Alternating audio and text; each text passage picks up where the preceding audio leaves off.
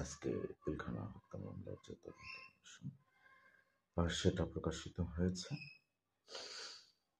এবং তদন্ত কমিশনের পক্ষ থেকে সরাসরি জানানো হয়েছে যে সরাসরি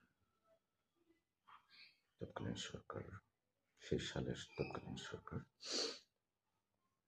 এবং বরাবরই বলে আসছে নিজেরাও হত্যা মামলা চালিয়েছে, সরাসরি ভারত এখানে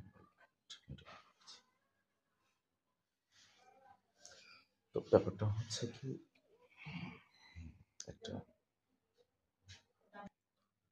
দল একটা টিকে থাকার জন্য তো এক সময় আওয়ামী লীগ হচ্ছে আমাদের মুক্তিযুদ্ধের শক্তি, আমাদের দেশের স্বাধীনতার শক্তি। কারণ সেই সময় বিএনপির জন্ম হয়নি, অন্যান্য রাজনৈতিক দলগুলো দেখালো বাম কিছু দল ছিল সেই সময়। তো যাই হোক, এটা কোনো ফ্যাক্ট না। ফ্যাক্ট হচ্ছে কি, যে দলটা আসলে দেশকে স্বাধীন করেছে, যে দলটা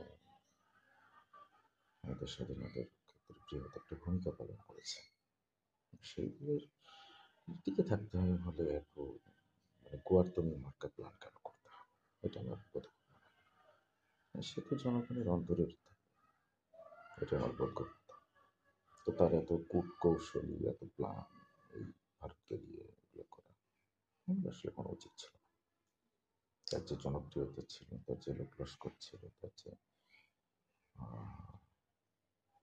দেশপ্রেম, যে মানুষগুলো আওয়ামী লীগ করত, তাদের দিয়ে তো আসলে এই দলটি ঠিক থাকে সম্ভব।